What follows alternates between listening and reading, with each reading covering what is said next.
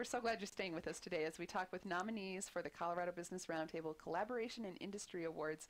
And now we're talking with a nominee in the Tourism and Outdoor Recreation category. Kathy Ritter is here from the Colorado Tourism Office. Thank you so much for being a part of this and telling us about your collaboration and as a nominee. Well, thank you, Tammy. It's exciting to be able to share the news about how the Colorado tourism industry worked together closely with us in this collaboration to develop a new strategic plan for Colorado tourism, not just for our office, but for the industry as a whole. That's fantastic. And you know, as you mentioned in the first segment there, you know, Colorado has so much to offer in the way of tourism, and I think I don't know. Oh, and you mentioned that over the years that, you know, maybe there's some where the way they're reaching out to tourists might be a little bit outdated, or there's you know, more ways to attract them now. Mm-hmm. One of the main themes of our new roadmap is increasing the level of collaboration that we can bring to building Colorado's competitive advantage as a tourism destination.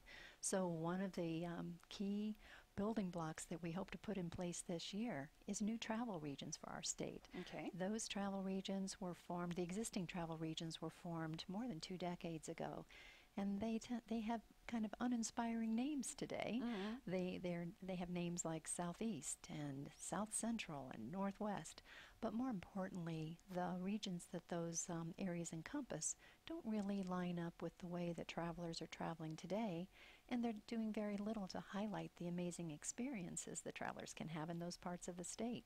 So we've hired an international place branding agency called Destination Think, mm-hmm. who's going to be working with us over the next 6 months and the industry to develop and shape new travel regions and then create branding around them that will serve both as inspiration to travelers and as a platform for new regional marketing collaboration. Tell me, so you think that will make a more competitive advantage for all of the attractions in the state? Yes, everything that we're doing with this roadmap is aimed at making Colorado an even more powerful draw and building the ability of our tourism industry to attract more visitors and more importantly, visitor spending to our state to drive our economy. The other types of initiatives that are encompassed in this plan include more collaboration, a closer collaboration among our ski industry. Mm-hmm. We're also taking a very serious look at how we can improve our responsible tourism practices and drive more sustainability around travel in our state. We part of our research for the roadmap involved more than 20 face-to-face listening sessions across our state. And one of the messages we heard loud and clear was a concern from Coloradans about the impacts of visitors on their state, mm-hmm. and especially, you know, having too many people in the same place at the same time in some of their favorite places. So to that end, we have taken some steps that are somewhat innovative in our industry. How do you spread people out? How do you spread tourists out if they came here to see what they want to see? Right. Well, one of the we call those dispersion strategies, and okay. one of the ways that we've done that is through an initiative we introduced last May called the Colorado Field Guide, and it offers up a selection of more than 40 itineraries, 3-, 5-, and 7-day itineraries to lesser visited parts of our state, and we're using this as inspiration for people to pack up their bags and go to some part of the state that they've mm-hmm. never visited, typically a part of the state that could really benefit from additional traveler spending to right. drive their local economies. Wonderful. But we've tried to make it turnkey for the traveler. So every one of our itineraries includes a place to stay every night, at least 3 things to do during the day, mm-hmm. and 3 places to eat. So that is one of these ways that Colorado residents in particular and other travelers as well can just pack up their bag and feel confident that they're going to have a good experience wherever they go on one of these itineraries. Well, and that is a great way to travel. That we did that on a recent trip, maybe not here in Colorado, but where it was kind of laid out. It's like if you stop here and eat, here's a couple places to mm-hmm. eat, and and a couple of choices as well. And we had a great time on all of these day trips. It really is a great way to spread people around, like Exactly. you said. Yeah. And we know that people are busy today, and it's just hard for them to do a lot of trip planning, especially to have the confidence to go someplace that they've never That been they've before. not been. The other thing we've incorporated into this field guide is a lot of messaging around how to travel like a local and how to support responsible tourism practices. Many of these itineraries also include ways to give back to our state. We're using this as a way to drive positive visitor behavior as well. Fantastic. So there are what we call voluntourism opportunities, ways to volunteer in some of these destinations or to get back to some of those causes that we as Coloradans hold dear. There's ways to contribute to organizations like the 14er Initiative, or to get a better understanding of a not-for-profit like Walking Mountain Science Center and experience their educational programs. So we're really using this as a way to achieve a number of the goals in our plan. Well, and when you're talking about the field guide, it's at fieldguide.colorado.com. And tell us a little bit about how this works. It's neat. You can use some sliders to pick your adventure, more nature, more food and drink, more culture, what your budget is. Exactly. So there's sliders at the top of this tool that lets you, if you're somebody who really enjoys nature, you're going to want to slide that slider all the way to the right. All the way and to then 10. all the itineraries that pop up are going to be very heavy on nature experiences. Or if you're traveling on a budget, you can push that budget slider all the way to the left, and you're going to get the list of the most cost-effective itineraries. Or if you're looking for the luxurious experience, just slide it to the right. Oh, it's not exactly spelled out, but when you put your budget there, you'll figure the luxurious over the budget. That's a nice way to put it. I like that. So Kathy Ritter is with the Colorado Tourism Office, and one of the nominees, the Colorado Tourism Office and Colorado Tourism Industry are together one of our nominees in the Colorado Business Roundtable Collaboration and Industry Awards. And so many projects as creating the field guide and just the strategy for the Colorado Tourism Roadmap. What would you like to emphasize most as what came that you could kind of witness as this collaboration going above and beyond to make this work? So it really, truly was a convening of a lot of different opinion, a lot of effort across the state. We worked hand in hand with the industry on building this plan. And I think probably what sets this plan apart for me and for a lot of people is that the voices of Coloradans have come through in this as well. Really? We truly listened to what people had to say, and we found ways to respond.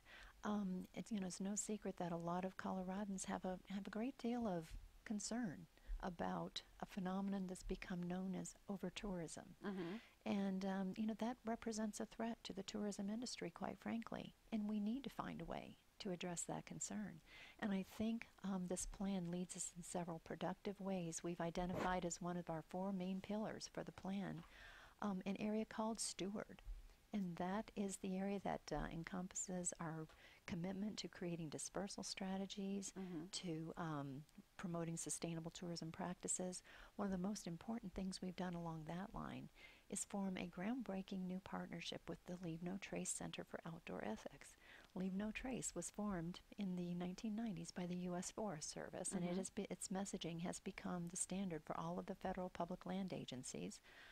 Its messaging has also been embraced by virtually every major outdoor retailer in the country and Subaru. Right. We have now become their first state strategic partner. Oh. So Leave No Trace and the Colorado Tourism Office are collaborating on messaging around the iconic Leave No Trace 7 principles. Right. And we're going to be working with them and our industry in this coming year to identify best practices for at least 3 of our Colorado tourism industry segments.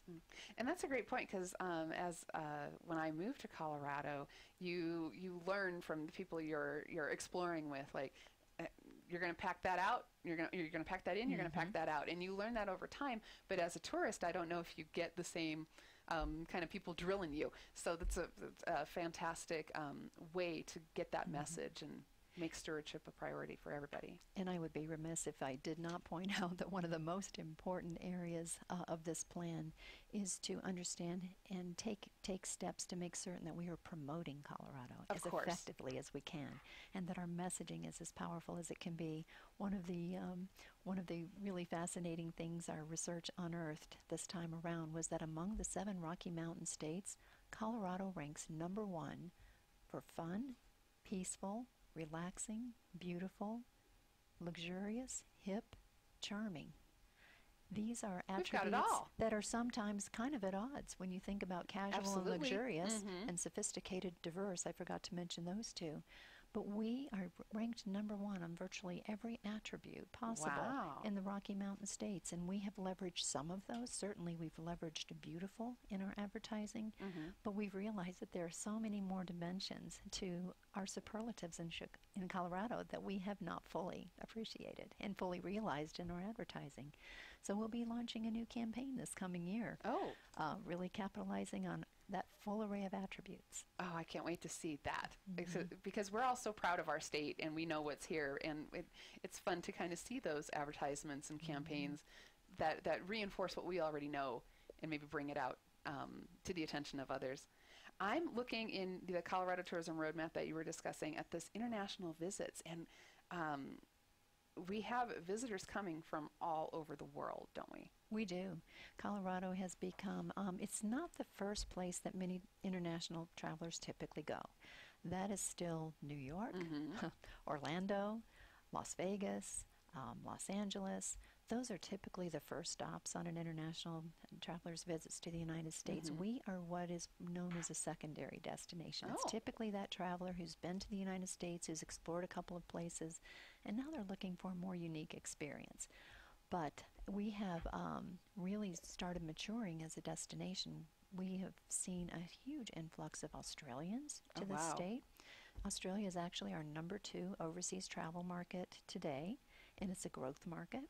We've also seen, as have destinations across the United States, a huge increase in the number of travelers from China. There's this growing middle class in China now that can afford to explore the world, and the United States is one of those destinations that they want to explore. And our Wild West history is particularly appealing, but they also enjoy what they call quiet nature. And which was something we have in abundance here in Colorado. Absolutely. Thank you so much, Kathy Ritter from the Colorado Tourism Office. One of our nominees in the Tourism and Outdoor Recreation category is the Colorado Tourism Office and Colorado Tourism Industry, and we wish you the best. We can't wait to find out on December 7th. Thank you, Tammy. Stay with us. We have another nominee coming up. We are so glad you're joining us today as we talk with nominees for the Colorado Business Roundtable Collaboration in Industry Awards. And today I'm talking with Joe Rice. He is the Director of Government Relations with Lockheed Martin, and Lockheed Martin is one of the nominees in the Aerospace category. And Joe, it's wonderful to have you here with us and have a conversation about the great collaboration you do. Tammy, thank you for having us with you again. We're happy to do it. So, Joe, if you would give us how has Lockheed Martin exhibited outstanding collaboration? Well, Tammy, Lockheed Martin has had a presence in Colorado for a long time, and over that period of time, we've built partnerships with a number of companies and organizations. As a couple examples, we have 795 suppliers in Colorado. So these are companies that range anywhere from just a few people to several hundred or even several thousand people that help build the components or that we partner with on various spacecraft that we build here in Colorado. We're also have great partnerships with a number of universities, which are required for our workforce, as well as some of the research and innovation that is done in places like CU Boulder. CU Boulder, a couple years ago, actually won a NASA contract to build a spacecraft to go to Mars and study the atmosphere of Mars, and then they turned around and hired Lockheed Martin to build the spacecraft, and we actually even still fly it's called MAVEN. Mars Atmospheric Volatile Evolution is where it gets its name, and we fly the spacecraft here from Lockheed Martin's campus in Jefferson County, but the science data goes to the CU Boulder campus where they run the science mission from there. So those are just a couple of examples, and we just started a partnership this year with Metropolitan State University of Denver and in advanced manufacturing with 3D printing and all the advances that are in that area and composites and such.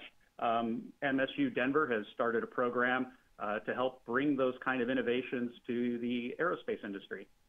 And again, a wonderful partnership in bringing that kind of education to the MSU campus and keeping it like it's a different track than like the different engineering programs in our state universities, right?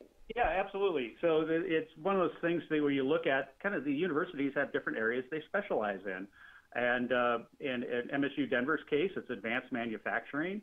In CU Boulder's case, it's a lot of the science and the engineering that goes into the spacecraft. And we also have a radio frequency partnership. So basically how spacecraft communicate and are operated back here on Earth. I mean, those are programs out of CU Boulder. Interestingly enough, at Colorado School of Mines, given all they do in geology and those kinds of sciences here on Earth, they also can specialize in those kinds of things and can translate a lot of those skills to the geology of asteroids and the moon and that sort of thing. And then they also have a center there that was just stood up last year in partnership with the State Office of Economic Development, Lockheed Martin, Ball, and of course the School of Mines, to do characterization of additively manufactured parts. So it's one thing to be able to develop those technologies and train people in those technologies here, and that's what like MSU Denver does. But how do you develop the standards and for the tolerances and such for since it's a new field, all of that is new to how you can translate that field to spacecraft qualified parts that will function in space. And it's wonderful in all of those programs for students to be able to have that real world experience working with a company like Lockheed Martin to find their way in their programs. Joe, I also want you to describe any project or examples of Lockheed Martin going above and beyond to collaborate. I know Lockheed has stepped up in response to some natural disasters. Yeah, so the GOES satellites, which are weather satellites, Geostationary Operational Environmental Satellite is what GOES stands for. Mm-hmm. We just last year launched the latest generation of weather satellites for the Weather Service, which is out of the National Oceanic and Atmospheric Administration, or NOAA, which also has a presence here in Colorado. And that satellite, when you let me just say there are 3 GOES satellites that are over the United States at any time. One on the East Coast, one on the West Coast, and a spare. And those are the satellites that when you see the images for the near-term forecasts that are on TV or the Weather Channel or the Internet, that's where those images come from. And with all the current hurricane activity in Texas, Florida, Puerto Rico, the GOES satellite that was just launched, it was launched as GOES-R. Once it gets in orbit, it's given a number, so it's GOES-16. And it was called into service early. It wasn't, all its instruments weren't calibrated yet and such, but it was actually called into service early to help track those hurricanes because it has some new instruments on it that the current generation of GOES satellites do not have. And those current instruments help with even more precise tracking. So, for instance, and so it's relative, these numbers, could have to find the exact numbers, but say they were able to only predict, it's going to hit within this 20-mile area. And now with the improved instruments, they can narrow that down so it's a more precise track, which helps with warning and be able to evacuate more specific areas and focusing your resources on those areas, and also provide earlier warning. So a lot of those benefits will come in years ahead as that data is calibrated, but they actually were using some of that already in the latest rounds of natural disasters to help save lives and property. Exactly. It's wonderful that you have that ability to help keep people informed and prepared for those kinds of natural disasters. But I also understand that as these occurred, whether it was Harvey or Irma, that Lockheed stepped up with some other companies to fly some supplies to those areas? Yeah, absolutely. We actually, one of the Lockheed Martin C-130s was used to fly some supplies into Puerto Rico and corporate-wide and our corporate philanthropy, both to everyone affected by those disasters, but also we have a Lockheed Martin presence in Puerto Rico, and so our employees there and their families were directly impacted as well. So both general support to the hurricane victims in multiple states and territories, and specifically also to the Lockheed Martin family that was affected a lot in Houston and a lot in Puerto Rico. Wow. And you don't know necessarily when you deliver those kinds of supplies just what the impact is going to be, but I'm sure it meant a lot to the people affected by those storms and those natural disasters to get some help that they needed. And that's still ongoing, because even though the natural disasters have faded from the daily headlines, a lot of the people, those areas are going to be living with the consequences for some time to come and are still in need of assistance. Yeah, it takes quite a bit of time to rebuild, doesn't it? I'm talking with Joe Rice, Director of Government Relations for Lockheed Martin, and Lockheed Martin is one of the nominees in the Aerospace category for the Colorado Business Roundtable Collaboration and Industry Awards. And Joe, Lockheed is nominated along with the Space Foundation and with the USAF Space and Missile Systems Center. So you've got some competition. Yeah, we do have some competition, and it's a great competition because we certainly work with all of those organizations as well in a number of different ways. Yes, we're not surprised to learn that most of the people nominated, or the organizations nominated in each category, have great collaborative relationships with each other. Yes, we often, and I think we've talked about this before, often use the phrase, we're competimates. We compete in many areas, and that makes us all better, but we also, by the nature and scope of what we do, we also have to collaborate because some of these programs are so complex and just we need, it works better when we all work together and we compete in certain areas, and that the competition makes us more innovative and stronger and more affordable, but also the partnerships are something that space is a harsh and complex environment. I imagine. And it requires many of us. Yes, and with just about 20 seconds left, the Colorado Business Roundtable, this is our inaugural year for the awards. What would it mean to Lockheed Martin to win in this inaugural year? It would be great recognition for Lockheed Martin and also for all those different organizations, companies, universities that we partner with, because we can't do it alone. Thank you. Thank you so much, Joe Rice, Director of Government Relations for Lockheed Martin, one of our nominees in Aerospace category. We'll be right back after the break. Thank you so much for staying with us today as we talk with nominees for the Colorado Business Roundtable Collaboration in Industry Awards. Now I have the chance to talk with Don Thorne, Executive Director of the Colorado FFA Foundation, one of the nominees in the Farming and Agriculture category. And Don, we're so glad to have you here. Thank you so much. It's a privilege. Thank you. And tell us, I know you gave us a brief explanation of the Colorado FFA Foundation. Would you tell us a little bit more about it? Sure. So our foundation is designed, and our sole mission is to support agricultural education in Colorado. We help support over 6,400 students that are enrolled in agricultural education classes. We support over 120 agricultural education instructors that are helping deliver that. And then we help support events that our Colorado FFA Association puts on in the name of leadership in agriculture for our students across our state. And then we work closely with other organizations like Colorado State University to help prepare future agricultural education instructors and teachers. Can you tell us about some projects or how it all works together, working with other companies, those other organizations that go above and beyond in collaborating? For sure. As a nonprofit, we look for help a lot in the philanthropy world, but also we work with a lot of partners and sponsors as well. And probably the biggest area where we collaborated was it's been completed 2 years ago now, but so backing up 5 years ago, we worked with Colorado State University College of Agricultural Sciences, and we helped build what is now called the CoBank Center for Agricultural Education at Colorado State University. And that project really was a huge collaborative effort because we worked with not only the university, we took the lead in the fundraising and construction and design, of which CSU oversaw, but we had over 200 businesses and individuals contributed to that cause, being the final price tag being $3.3 million. Wow.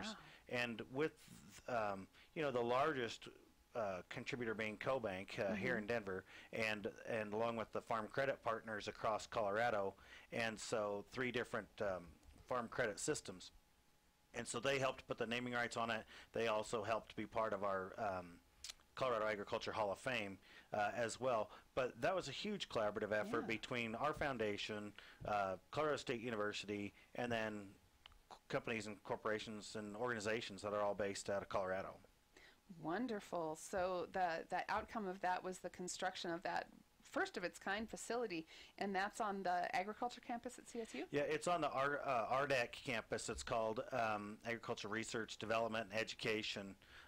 It's kind of north of Fort Collins just a little bit, but it is the agriculture research farm, and we're very, very proud of it. Its one mission is to train future agriculture teachers so they have a place to practice and train like they're going to in a place like they're going to go work. But also that facility has hosted over 200 events, almost 100 a year, since it's been built, for organizations to use the facility as well. So it's a huge collaborative effort, and has really, in our opinion, brought about agriculture around a common goal, and then saw a lot of periphery benefits as well. And that's just one example of things we've collaborated on. Right. We've got some more things that we've been doing more recently here, especially in the Denver area. You want to share some examples? Sure. We've been very fortunate to work really closely with National Western Stock Show and all the players in the National Western Center, the future National Western Center. We have an opportunity. We've been asked to be part of their education task force and some of the things going on there. Most recently, we had a great, really fun event called the Meet and Greet, MEAT, but that was a collaborative effort between the stock show with the use of their facilities, us, and then a lot of our partners that brought a group of people together to Denver to meet students and meet their animals, actually, that are going to be shown and exhibited at the stock show. So it was a way to get to know an individual at a much earlier in the process of raising livestock. Right. And I see that, with the stock show and rodeo, with the Colorado FFA Foundation and the university efforts to continue that agricultural education. Do you feel like it's a struggle in some areas to keep to get people focused on agricultural when they're looking at technology or different advancements, but they're all working together, aren't they? They really are, and I think it's less of a struggle now than ever before. Oh, great. What I think is exciting is people are very excited about their food. They're very excited about knowing where it's coming from, and really having an interest in wanting to learn. And there's a new awareness there. For sure, and we feel very lucky to get to be part of that. When I was an FFA member many years ago, it wasn't really knowable to be a farmer or a rancher. It was, people really were looking to technology and other things, but now I think people are looking at how all that integrates together. Just the other day I saw a commercial that AT&T was running, and they were featuring agriculture and how they were working with farmers. And so I think now more than ever people are excited about it. So the struggle isn't there. The struggle is figuring out how we do it and how we get all the players to the table, and collaboration is always has the best outcome, but usually it's the hardest way to go about things. Yeah. Could you describe for us how the future of agriculture is different now than that focus on the family farm and ranch? I think that there's we notice it in our student population. We are probably 80% of our population are rural, non-farm kids enrolled in FFA. Really? Probably only 5 to 10% of our FFA membership are farm and ranch kids, and that's just because there's only so many of them to go around. Well, there's only so many left, right? There's only so many left that get to do that privileged job of farming and ranching. So I see it with just our changing demographic of our student population, and there's a huge focus on wanting to know an awareness of agriculture from the production side, but what are those opportunities, and how does technology and agriculture work together, and how does someone that wants to live maybe in a rural or semi-rural area but have a different type of job or have an appreciation of agriculture still exist. So we see it changing, but we think it's exciting times. It is, and I'd like you to touched on it earlier, let's expand on this a little bit, this renewed attention to where our food is coming from, because we know there's a time not too long ago, and probably still, where people think that meat just comes from the grocery store. Well, I think we use that for sure as a educational opportunity and a way to continue to teach that. I think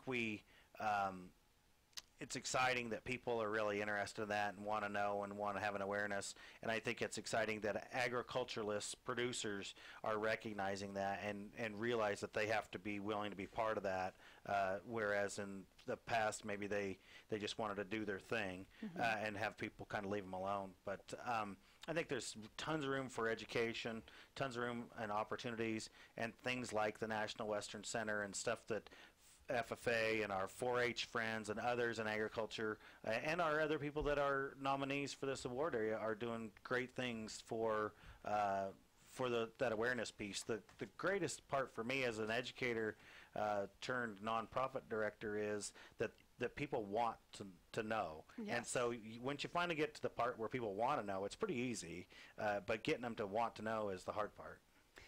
Right, and then finding the way to educate them. I am talking right now with Don Thorne. He is the Executive Director of Colorado FFA Foundation. They are nominated in the Colorado Business Roundtable Collaboration and Industry Awards in the Farming and Agriculture category. And, if I might say, you're nominated with Colorado Farm Bureau and the Farmers Alliance for Integrated Resources. So an interesting... That'll be a good, solid competition. Yeah, for sure, and they're friends of ours for sure. So it's a good, solid, and very friendly competition, and they're great friends of ours and good partners as well. In collaboration between all of you, I'm sure. For sure, yeah. Absolutely. Can you tell us, this is the Colorado Business Roundtable's inaugural Collaboration and Industry Awards. Can you tell us what it might mean to the Colorado FFA Foundation to perhaps win this first award? Well, it's always an honor to be nominated and have great people to be nominated with, and so just having the opportunity to be in that room and have the awareness piece for others in the business sector to start thinking about how do we collaborate more with agriculture and stuff. So it would be an honor for sure, but the opportunity to be there and be with everyone else in those other, I believe, 11 categories beyond ours is an honor for sure. And so there's opportunity there for more collaboration. It is, and I think that's one of the fantastic elements of the entire Collaboration and Industry Awards, is showing so much of what Colorado is able to do by working together. I think we all push each other a little bit further by doing so, don't we think? For sure, and I think that's what makes Colorado a great state. Now, we've got a whole lot of people in our state, and I don't think we need any more to come here. P.S. But I think that's what makes Colorado great, is there is a willingness to collaborate, especially across maybe some areas that people wouldn't naturally think about. Thank you again, Don Thorne, Executive Director of Colorado FFA Foundation. Again, one of the nominees in the Farming and Agriculture category for the Colorado Business Roundtable Collaboration and Industry Awards. Again, we thank you, and thanks for listening.